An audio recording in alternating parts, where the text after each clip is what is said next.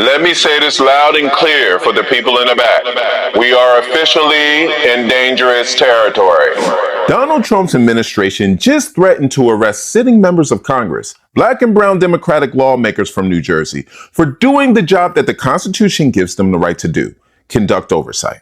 This ain't no storming the gate situation. That's a lie cooked up in the DHS kitchen to cover up the real scandal. They arrested Mayor Ras Baraka, a black man, at a detention center with no city approval while Congress members were on site doing legal inspections. Now that they got caught, they're flipping the script, smearing these lawmakers like criminals, and pushing to lock them up next.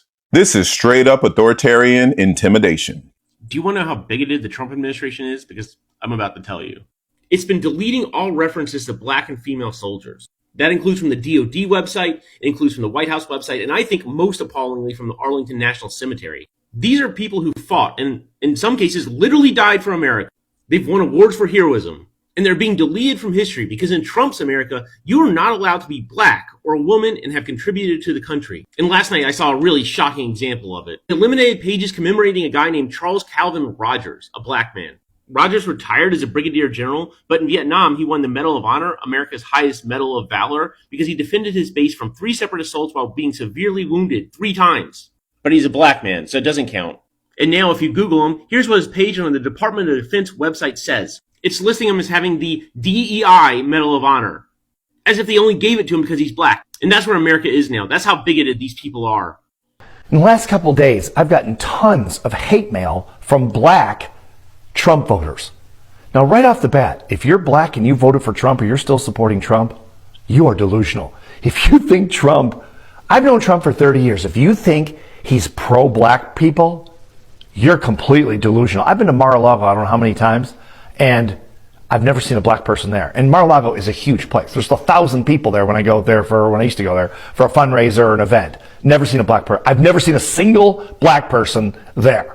Okay, Trump is not a fan of black people, but you probably didn't see this. If you're still supporting him, you probably didn't see how he snuck this in a couple of days ago. So a couple of days ago, if you're not familiar, Trump pulled back the law that kept federal workers in federal buildings from segregating bathrooms, drinking fountains, work areas from blacks and whites or any other race. Okay, it was always black and white. But there's a conversation many of us are hesitant to have out loud, not because we don't feel it, but because the truth can be uncomfortable. It's about how black people are treated in America, and more specifically, how that treatment often goes unnoticed or ignored by some of us, and even more quietly discussed how political leadership, especially under Donald Trump, plays a role in that reality.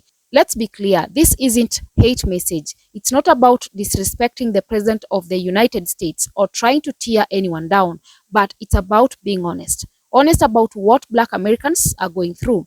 Honest about what we've been through, and honest about who is and who isn't truly fighting for us.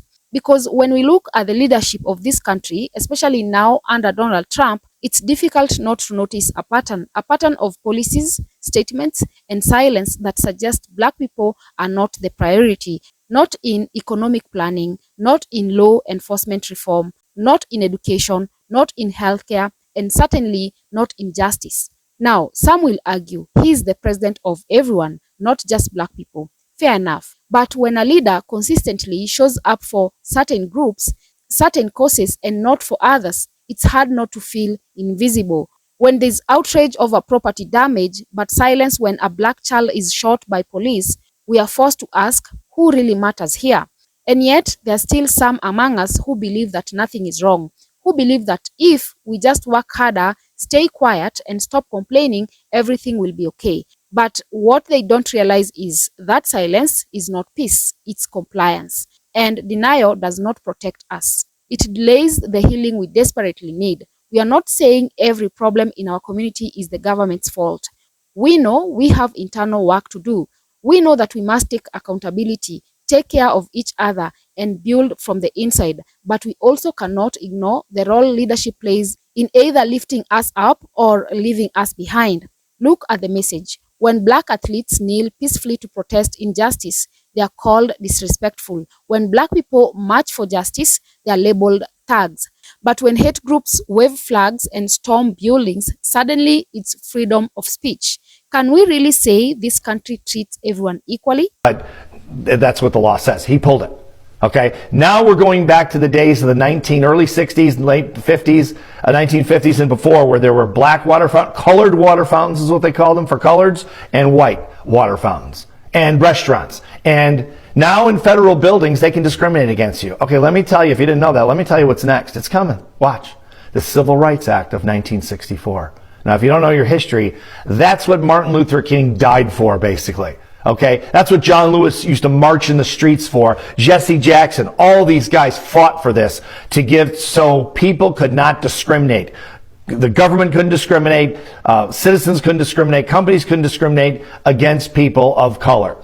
Okay? If he pulls that, we're headed back to 1950. And if you're black, you ain't gonna like it. Let me tell you. Okay? I don't know how many of these people that are sending me hate mail that are black are educated people.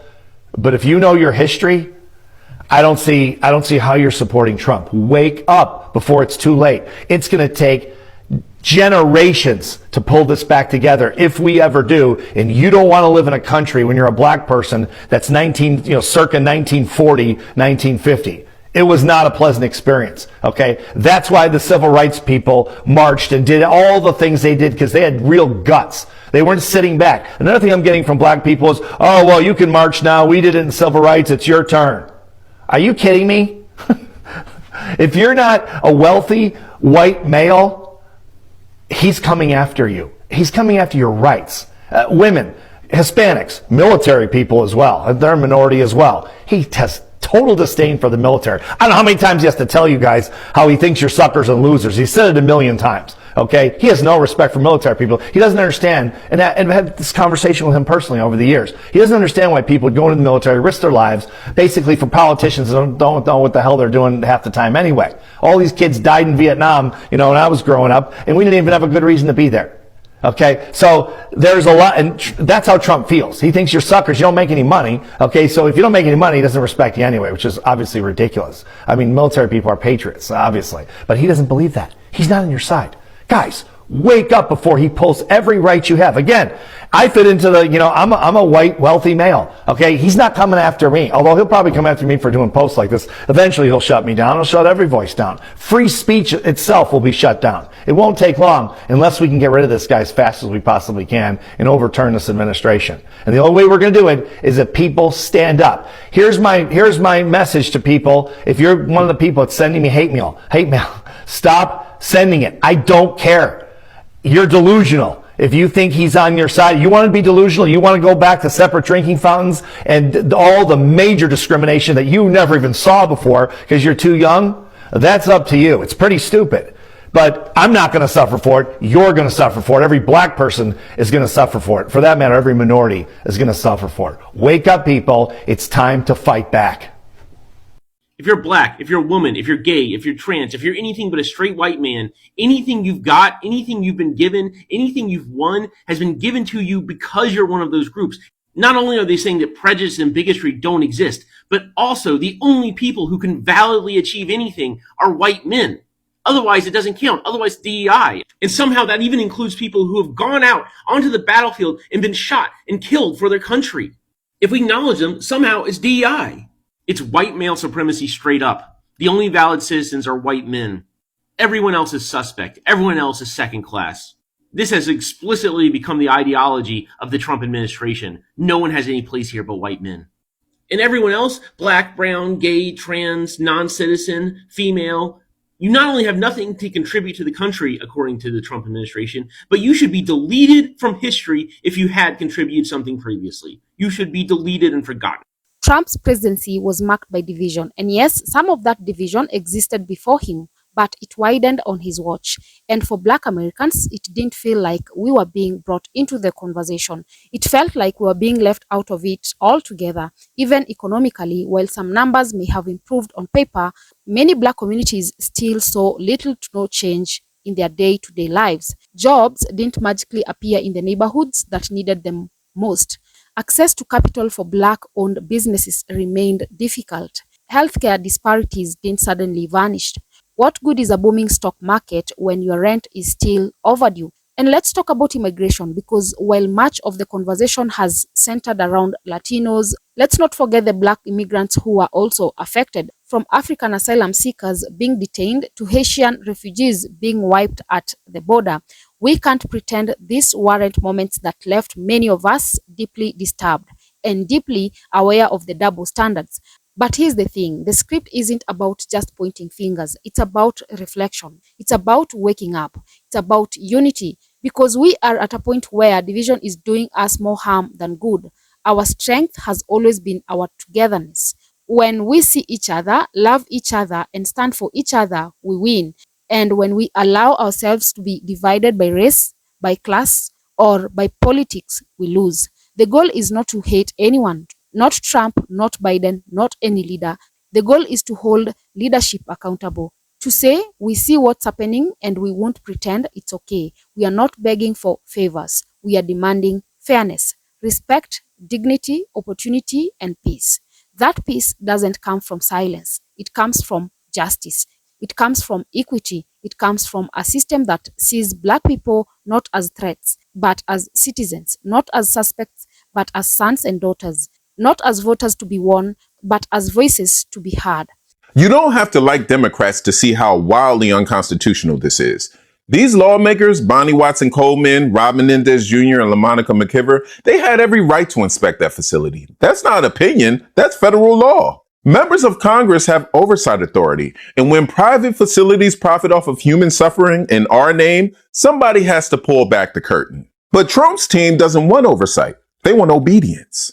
Let's keep it all the way 100. They're not targeting these lawmakers because of the protests. They're targeting them because they're Black and brown, they speak truth to power, and they're in the way of Trump's mass deportation agenda. Trump's DHS person had a nerve to say, we're not playing. Oh, we believe you because fascists never play. This is how it starts, y'all. First, they lie about what happened. Then they paint elected officials as threats. Next, they threaten to arrest, hoping to scare others into silence. This isn't law and order. This is a warning shot to anyone who dares to challenge the regime. Let me tell you something. Mayor Baraka is a freedom fighter, and these lawmakers are patriots. And if Trump's administration arrests them for doing their job, every American should take that as a sign that democracy is on life support. Ask yourself, if Congress members can be arrested for oversight, what protections do you think you have? If DHS is already lying on camera, what happens when they control the courts too? Lastly, if speaking out is a crime, are you ready to be silenced forever? We need to sound the alarm, because this ain't about a detention center. This is about the soul of America and who gets to belong in it. To the Black folks who feel unseen, you're not alone. Your pain is real. Your experiences are valid. And to those who still don't see the problem, ask yourself, why? Is it easier to believe the lie because the truth is just too heavy? We need each other now more than ever, and we need to be strategic. Economic resistance is one of the strongest tools we have.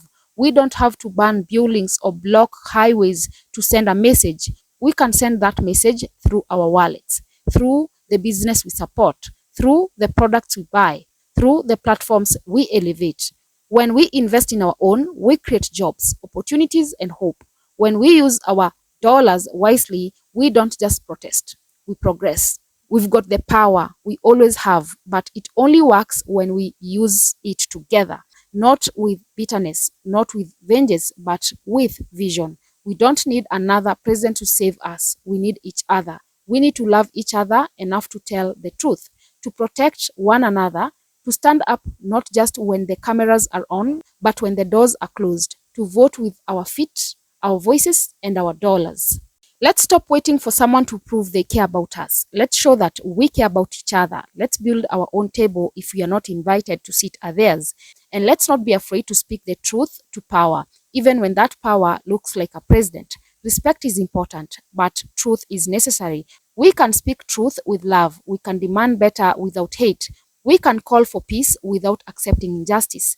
At the end of the day, this isn't about Trump. It's not about Biden. It's not about Democrat or Republican. It's about Black lives. It's about our children. It's about our elders. It's about building a future where we are not begging to be seen, but boldly taking our place. So if you've ever felt invisible, know that you are seen. If you ever felt like your voice didn't matter, know that it does. If you ever wondered if change is possible, look in the mirror You are the change. This moment doesn't require us to shout the loudest. It requires us to move the smartest. It requires us to stand, even when it's uncomfortable, to speak, even when our voices shake, to believe, even when the world tries to make us doubt. Because Black lives do matter, and we don't need anyone's permission to say so.